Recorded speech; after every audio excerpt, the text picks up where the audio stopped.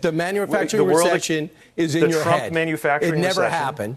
The Trump manufacturing. Oh, yeah, okay, look it up on PolitiFact. Look up the fact check. And, let's do that. And then tell me, maybe you can bring it on screen right now. Because there was a Trump manufacturing recession. Mr. Mayor, Michigan matters a lot. Look it up. That's why you're there, right? How much did the EV because I live here, but yeah. How much did the EV mandate hurt the Kamala Harris quest to be the next president? Well, first of all, the statement that there is an EV mandate is a lie. You can buy a gas car right now if you want one. You can buy an EV car if you want one, and we'll help make it cheaper, as long as you want. Now, our goal with the tax supports, and by the way, you admit, right, that you can buy a gas car if you want right now, which means by definition there's no mandate. But if he has a goal by 2035, California's gone. By 2035, New York's gone. I mean, it's just so great. What about the mandate, Mayor Pete? Well, I'm not a mayor anymore. A and B, there's not a mandate. But there's a mandate. No, mandate means you can't do the other thing, and you can. And we're just trying to encourage purchases. Well, how about... Donald Trump was much better for this. Trump was worse. He let China take the lead. Pete Buttigieg bring the fire. Pete Buttigieg bring the noise. I mean, seeing one of the dumbest hosts at Fox News try very desperately to gotcha Secretary Pete Buttigieg is just embarrassing. But Kilmeade's not the only person Pete Buttigieg is calling out. I'm Ben Glebe for Rebel HQ, my podcast Last Week on Earth. You can subscribe. I summarize the world every week. But this is the story catching my eye right now. Take a look at Buttigieg doing it again. He let China take the lead, according to who? Well, according to the numbers, China is now the leader, thanks to Trump allowing that to happen during his first term. Well, he doesn't want to tip the scales. Since when does Trump not want to tip the scales? He tips the scales all the time, us against China, as a president should. He tips the scales to whatever industries within America that he prefers to tip them toward. You don't think there's going to be scales tipped towards Tesla, for example, while probably not tipping them towards any other EVs? But that's beside the point. Let's watch Mayor Pete, as Fox News still likes to call him, go head-to-head several members of Congress in different hearings. It's pretty great. Good afternoon, Secretary. It's great to see you. The Biden administration is on a mission to force consumers to buy electric vehicles that they clearly don't want. No, we're not.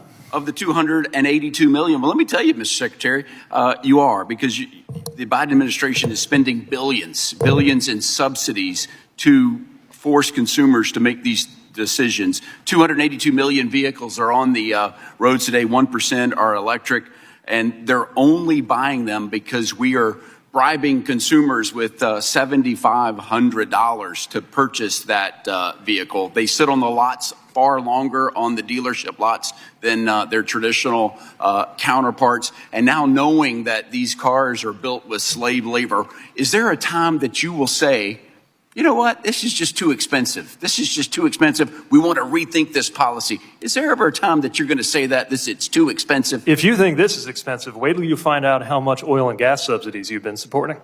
Also, wait till you find out the economic impact that some economists have put at $15 million every hour or every day.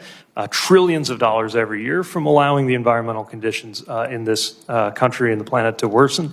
We are making sure that there is support for a homegrown. Consumers are saying this. They're saying 46%. McKinsey and Company, a consumer survey company, did a survey of consumers. 46% that bought these electric vehicles. Having worked at McKinsey, I got to tell you, it's not specialist. They don't want them, Mr. Secretary. Are you aware of that? Are you aware of it? Yeah, with all due respect to my former colleagues at McKinsey, their study's an outlier, and even that one does not show that a majority of the people. Let's talk about it because a third of them said they can't charge. Why do you think more Americans buy EVs every year than the year before? I got a good question for you. Okay. And I want you to hear me. Yeah. Because 40 of those the percentage, a third said they can't charge their vehicle. We gave you some money, billions of dollars to build some charging stations. Yeah, and that's going out to the states to build the chargers. How's it coming along? Great. We're going to beat our goals of 500,000 chargers by 2030. And the reason why is because most of the states now have their money and they're getting ready to do the procurement. What's the tally right now, though? I'm keeping, last month it was 7 charging stations. 186,000 public charging stations are available. The publicly supported chargers will go in. How many have we built? How many have you built? Those are coming later. That was always the plan. Is it over 7? Is it over 7? They're coming later. So it's not over 7. I'm going to put you down at not over 7 right now. 2027, 2028 is when they're supposed to be built. But here's the other thing. Are you conscious that 80% of EV charging happens at home? Wait a minute, I got 3 more questions. You got to go fast, Mr. Secretary. How how are we going to fund roads if electric vehicles aren't paying into the gas tax to build roads? We know they're heavier. They do more damage than roads. What's the plan? Do we have a plan? How are we going to build those roads? Yeah, we're working with Congress on how to make sure the Highway Trust Fund has adequate sources of revenue, knowing that receipts from the gas tax have been declining for some time. I don't think that's an excuse to stick with the dirty and expensive fuels of the past. Let me put you down. I got to put you down. No plan yet. Let me put that down. Well, actually, you should put down something else on your little paper there, which is we are funding pilots to do vehicle miles traveled. So did you put that down? When we build roads, would you be so kind as to put that down on my behalf? Clearly, Mr. Secretary, this isn't working. So I'm wondering, is there some point, and if you've identified some point where you will stop, where the administration will stop, where the federal government will stop this requirement and let the market decide as opposed to this central planning model and this dictatorial policy?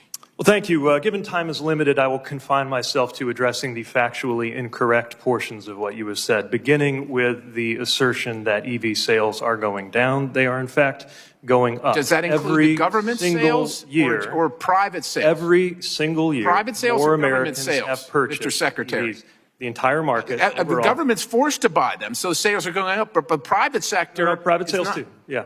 I'd like those numbers. Sure. 1.2 million EVs were sold in the U.S. in 2020. How many government and how many private? We'll get you that breakout, but as you know, more private citizens buy EVs than government purchases. No, I don't. Let me address the second factual mistake in your remarks, which was that EV costs are getting higher. They're in fact getting lower, and according to J.D. Power, have now reached parity or are slightly lower than the equivalent gas-powered car.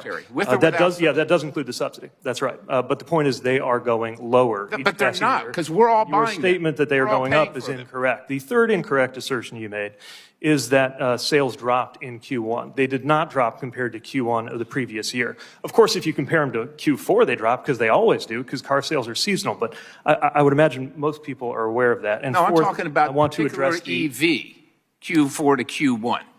EV, not just overall car sales. Any car sales go down Q1 to Q4 because more people buy cars in Q4. But what I'm telling you is every single year, more Americans buy EVs than the year before. And the word tailspin is just a bizarre word to use for a growing sector of our economy. We also think that since that's the way that the market is headed, we should not allow China to build on the advantage that they developed during the Trump administration, not because they're environmentalists, but because they understand the economic power of trying to dominate the EV market. We want those EVs to be made in America, and increasingly they are.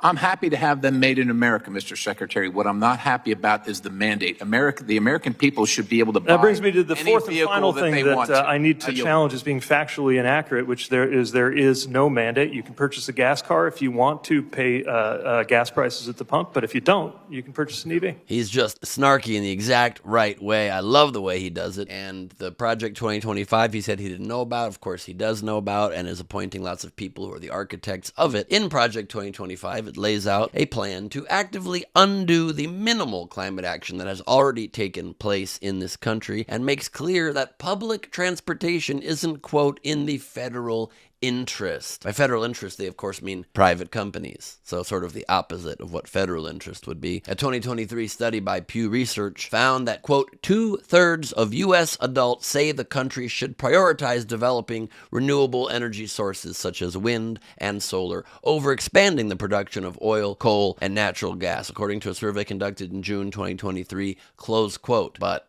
I mean, if you're going to poll the public, then we would be able to find out what the public wants. And then it's a little bit harder for politicians to ignore it. But lucky for them, not too much harder. Project 2025 outlines, in fact, not just plans to stop whatever little progress we're making towards helping the climate, but reversing the very few climate actions that have already been taken. And eliminate the EPA, the Environmental Protection Agency. One of its most troubling proposals is the assertion that even public transit, a critical component of reducing emissions and improving urban mobility, not to mention helps create kind of a communal vibe in communities, is not, quote, in the federal interest. So I guess federal interests mean private companies and, of course, private profits. I'd like to remind you that in today's America, facts don't matter and truth isn't real. I'm Ben Glebe for Rebel HQ, or am I? You can subscribe to my podcast, or maybe you can't. Thank you so much, and also, no thank you.